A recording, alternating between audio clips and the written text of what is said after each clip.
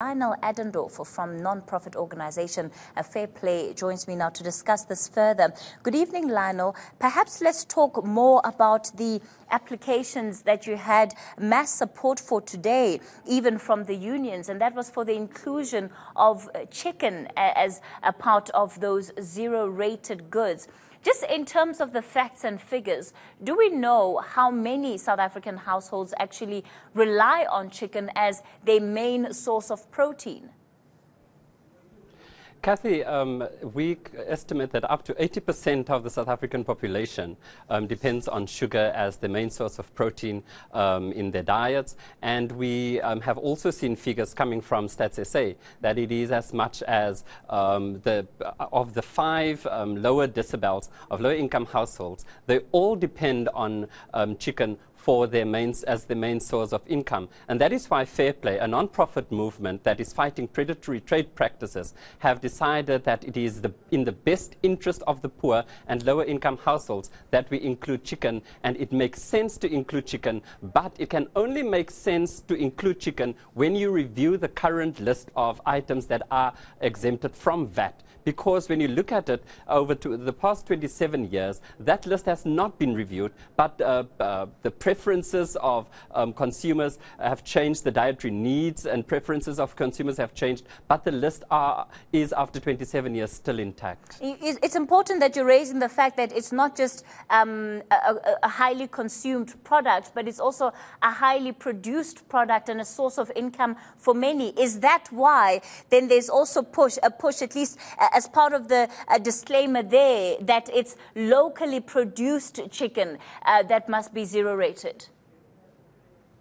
Kathy, you're making a very excellent point. We also need to understand that the poultry industry has been vulnerable to dumping of chicken from, whether it's from Europe, whether it's from Brazil. And we are looking at ways to protect the chicken industry, to grow the economy, to create more jobs, and to ensure local rural development. And we as FairPlay are of the opinion that when you look at the industries that are vulnerable to dumping, then you need to do what is necessary and in the best interest of those industries. And as you have highlighted, that the chicken industry is indeed one of those sectors that we need to protect. But FairPlay is not only about the protection of a particular industry, but it is also to ensure that lower income households do indeed have access to the highest or to high protein products, have access to products that can thwart stunting, that can thwart malnutrition. And we are of the firm view, and we now know that the majority of South Africans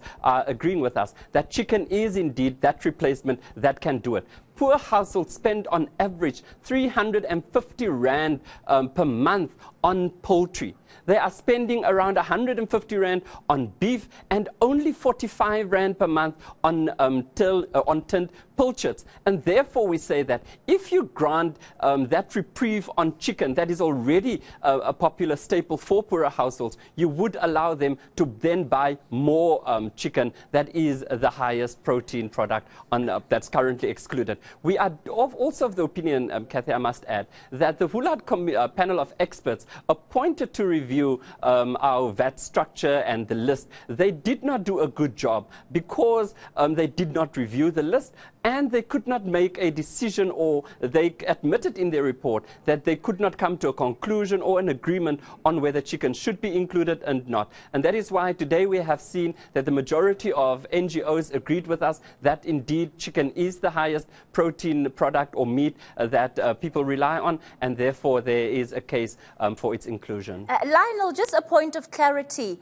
In this provision then, would you want the exemption to be just for locally produced chicken, but also given the fact that we have so much imported chicken, what would then happen to, there of course would be longer term implications for South Africa, like under your AGOA agreements that of course government would need to take into account, and how much of that have you considered in your deliberations?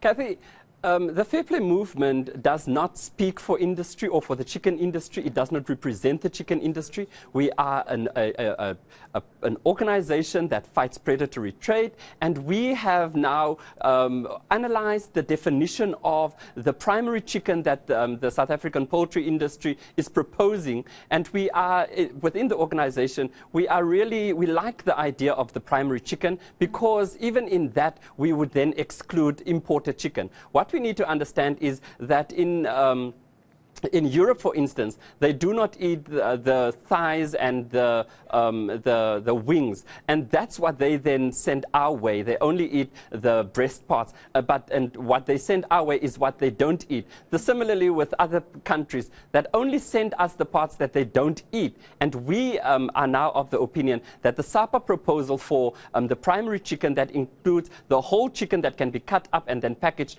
in pieces and a braai pack as we would know it, that must be included. And as I said, we as the FairPlay movement did not have a definition, but we've analyzed the SAPA's proposal, and we are actually liking that it's only the whole chicken, because we must understand one thing, that whole chickens are not being imported into South Africa. It's only pieces of it, and that would then exclude the pieces that's coming in. All right, thanks for coming on to Newsnight tonight. Certainly sounds like you've made a compelling case there. And of course, FairPlay was one of those organizations before Parliament making those public submissions. Lionel Adendorf from the organization.